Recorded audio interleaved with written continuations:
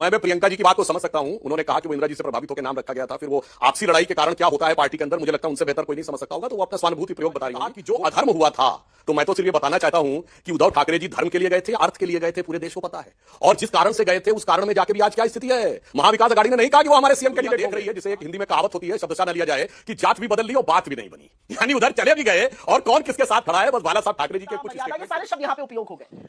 अगर विवशता ना होती तो नरेंद्र मोदी जी बीच चुनाव छोड़ के भागते नहीं। अगर विवशता ना होती तो अमित शाह जी का पोस्टर से फोटो नहीं हटाया जाता। अगर विवशता ना होती तो योगी जी के बयान पर पंकजा मुंडे से लेकर अजीत पवार जी और अशोक चव्हाण जी घूमना होता है। और राहुल गांधी जी बगैर किसी औपचारिक उसके जाते हैं विदेश में, वो तो राष्ट्र की सेवा होती है। तो घूमने कौन जाता है और कौन ऑफिशियल डिप्लोमेटिक मिशन पे जाता है, ये मैं दर्शकों के विवेक पे छोड़ता हूं, मुझे इनसे उत्तर की अपेक्षा नहीं। अब दूसरी बात मैं बताता हूं, मैं आपकी बात शांति सुन रहा था। अरे सुप्रिया जी कहा, इन्होंने कहा विवशता की बात, तो मैं दर्शकों को याद दिलाना चाहता हूं, राहुल गांधी जी का टिकट वितरण के बाद बयान था ना महाराष्ट्र में कि उन्होंने नाराजगी व्यक्त की कि गठबंधन सहयोगियों को कांग्रेस ने ज्यादा सीटें दे दी। बोलिए वो सही था कि गलत? ये है विवशता। दूसरी विवशता देखिए, यूपी में सपा कांग्रेस कहती थी हम भाजपा को साफ कर देंगे, सपा ने कांग्रेस को साफ कर दिया, एक को सीट नहीं दी। उसके बाद भी झंडा बरदार बने खड़े हुए हैं, ये होती है विवशता। दलों ने एक ऐसे कैंडिडेट को राज्यसभा में भेजा महाराष्ट्र से बाहर लाके, जिसने औरंगजेब की कब्र पे जाकर फातिया पढ़ा, उनको रहमतुल्लाह अलसरे कहा, फेसबुक पे उसकी तारीफ की और उसको भी भेजना, ये होती है विवशता। भूषण ने लिखा था, जो आप लोग कभी औरंगजेब जिसको महान कहते हैं, उन्होंने लिखा था कुंभकर्ण असुर अवतारी औरंगजेब, काशी और प्रयाग में दुहाई फेरी रब की, तोड़े देव देवालय शहर मोहल्ले के लाखों मुसलमान किए, माला तोड़ी सबकी, और काशी करबला होती, मथुरा मदीना होती, शिवाजी ना होने तो सुन्नत होती सबकी, और आप उस औरंगजेब वाले के नाम। जय श्री राम दोस्तों, कैसे आप? आई होप सारे स्वस्थ होंगे और मस्त होंगे।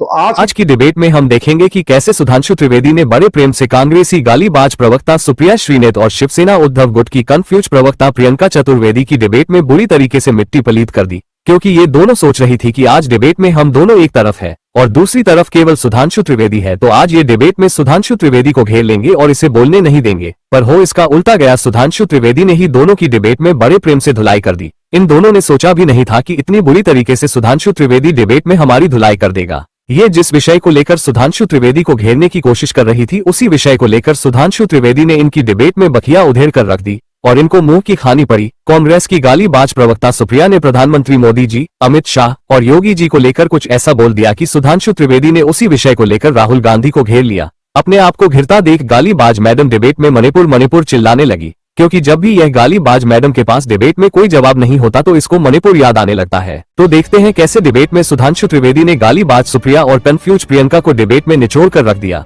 और दोनों ही को उनकी औकात से अवगत करा दिया। तो शुरू करते हैं इस डिबेट को।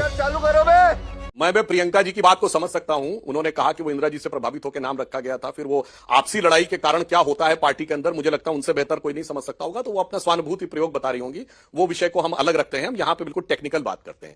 सुप्रिया जी ने कहा सूटकेस, इन्होंने कहा बैग, और उससे प्रेस कॉन्फ्रेंस में कहा बोरे। न बोरा दिख रहा है, न सूटकेस दिख रहा है, न बैग दिख रहा है, केवल आरोप दिख रहा है।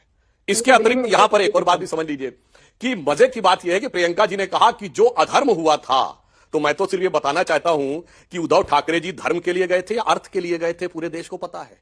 और जिस कारण से गए थे उस कारण में जाके भी आज क्या स्थिति है। महाविकास अघाड़ी ने नहीं कहा कि वो हमारे सीएम कैंडिडेट होंगे, कहा जिसकी सीटें ज्यादा आएंगी वो सीएम कैंडिडेट होंगे। हमसे आधी सीटें पाकर वो सीएम की दावेदारी कर रहे थे, और वहां जाने के बाद उनको क्या ताजदारी मिल रही है ये दुनिया देख रही है, जिसे एक हिंदी में कहावत होती है, शब्दशः न लिया जाए कि जात भी बदल ली और बात भी नहीं बनी, यानी उधर चले भी गए और कौन किसके साथ खड़ा है, बस बाला साहब ठाकरे जी के कुछ स्टेटमेंट्स के वीडियो देख लीजिए और आज की उनकी स्थिति देख लीजिए, बाला साहब ठाकरे जी की दृढ़ता देख लीजिए और उद्धव जी की विवशता देख लीजिए, तो यह दिखाती है कि सत्ता, देखो सत्ता की बलिहारी वो जमाना बदला जाए, देखो कुर्सी की बलिहारी वो जमाना बदला जाए, वो साफ दिखाई पड़ता है। जवाब दे दीजिए, फिर इसका जवाब या मॉरल, तीनों चीजों पर स्थिति स्पष्ट। कह रहे हैं आप लोग मिलकर तय कर लीजिए, बोरी था, बैग था या सूटकेस।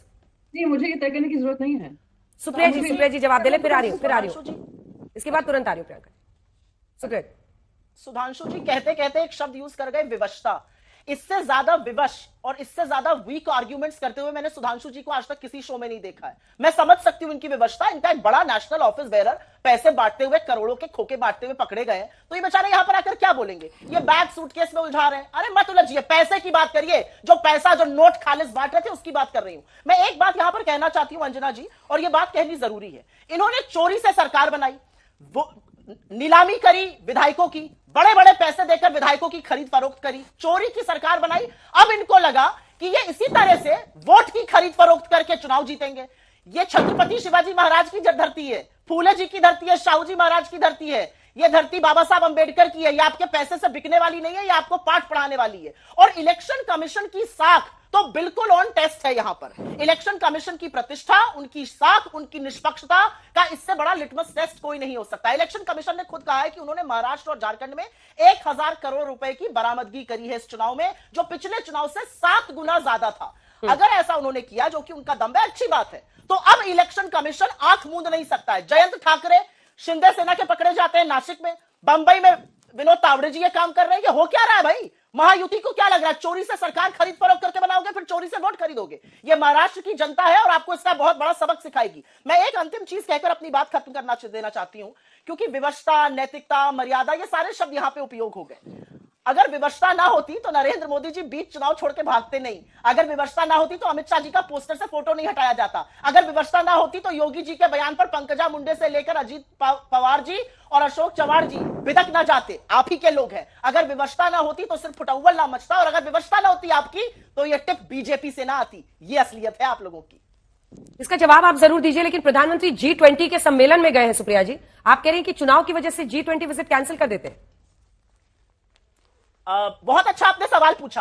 प्रधानमंत्री पिछले 1.5-2 साल से ग्रीस, साउथ अफ्रीका, दुनिया के देश घूम रहे हैं, नाइजीरिया सब घूमे ले रहे हैं। बस प्रधानमंत्री एक जगह नहीं जाएंगे, और वो है मणिपुर, जो 1.5 साल से चल रहा है, जहां पर विधायकों की बैठक बुलाई गई, इनके घटक दल वाले नहीं आए, एनपीपी ने इससे सपोर्ट विड्रॉ कर लिया। 8 महीने के बच्चे की लाश तैरती हुई मिली है। प्रधानमंत्री के घूमने की बात अगर शुरू करिएगा तो बहुत दूर तक चली जाएगी, बीजेपी को बड़ी दिक्कत हो जाएगी, क्योंकि 1.5 साल से एक शांति की अपील नहीं की है मणिपुर में, और एक बार मणिपुर गए नहीं है। और मुझे इस बात का दुख है। सुधांशु जी, इसका जवाब दीजिए। और साथ ही जो 1000 करोड़ से ज्यादा की जब्ती की बात हो रही है राज्य में, हम आपको बता दें, क्योंकि महाराष्ट्र में, और ये इलेक्शन कमीशन की जब्ती है, उन्होंने डेटा दिया है, महाराष्ट्र में 153 करोड़ कैश, 71 करोड़ शराब का, drugs 72 crore, metal 283 crore, freebies 81 crore और कुल 660 करोड़। ये महाराष्ट्र का डेटा है। झारखंड पर आइए, 15 करोड़ कैश, 8 करोड़ शराब, 15 करोड़ के ड्रग्स, 8 करोड़ मेटल, 152 करोड़, कुल मिलाकर 198 करोड़। उपचुनाव में 14 करोड़, ये उत्तर प्रदेश और अन्य जगहों जहां जहां उपचुनाव है, 14 करोड़ 41 करोड़ शराब। अब सवाल है कि अगर 1000 करोड़ से ज्यादा की जब्ती हो रही है तो ये जवाबदेही किसकी बनती है? कैसे रुकेगा? मतलब ये चल क्या रहा है? जैसे जनता ये नंबर सुन रही होगी, उनके मन में चल रहा है, चल क्या रहा है?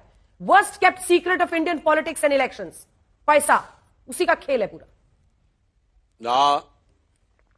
अंजना जी, यदि इतनी बड़ी मात्रा में बरामदगी हुई है तो इसका अर्थ यह हुआ कि चुनाव आयोग ने पूरी सतर्कता के साथ, सजगता के साथ हर चीज के ऊपर नजर रखी है और प्रभावी कार्रवाई की है। यह बरामदगी की संख्या उसका प्रमाण देती है। अब रही बात इसकी कि किसके पास से क्या बरामदगी हुई है, वो अगर डाटा मिल जाए तो पिक्चर और भी साफ हो जाएगी।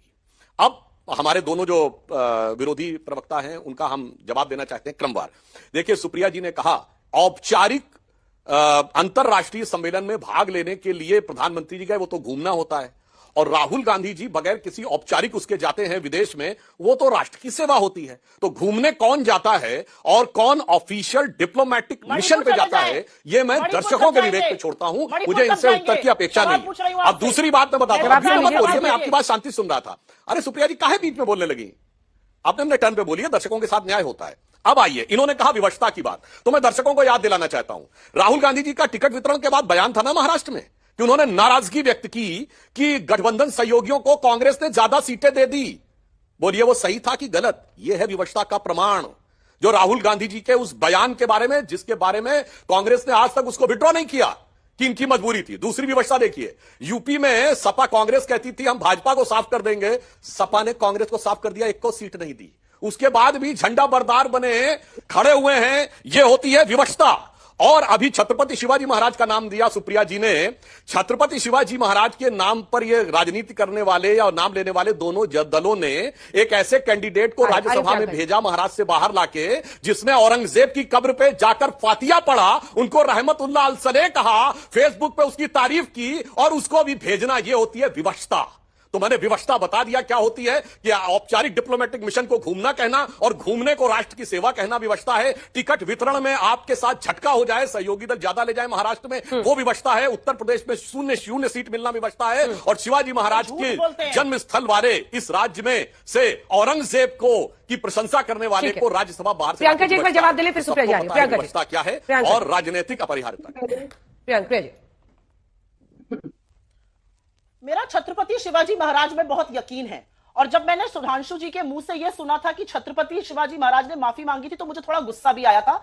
आपके सम्मानित दर्शकों को भी जरा 5 सेकंड की बात इनकी सुना देती हूँ। माफी मांगते थे, छत्रपति शिवाजी ने 5 बार पत्र लिखा था औरंगजेब को, तो उसका मतलब क्या? मगर शपथ ये सोच लीजिए, छत्रपति शिवाजी ने 5 बार पत्र लिख के औरंगजेब से माफी मांगी थी, ये कहा था इन्होंने। तो ठीक है सुधांशु जी, छोटा सा जवाब, 2-3 लाइन का। टाइम खत्म हो गया, टाइम खत्म हो गया, टाइम खत्म हो गया है। सुप्रिया जी टाइम ही नहीं है, मैं सुप्रिया जी को 20 सेकंड बचा है, 20 सेकंड, 2 लाइन।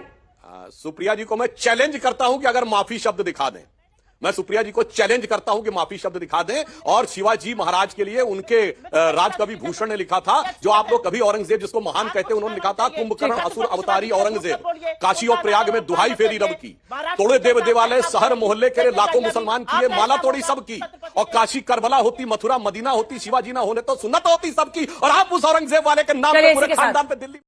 आई होप कि आपको डिबेट पसंद आएगी। डिबेट पसंद आए तो लाइक कीजिए, शेयर कीजिए, और चैनल पर नहीं तो सब्सक्राइब कीजिए। मिलता हूं फिर किसी नई डिबेट के साथ, तब तक जय श्री राम।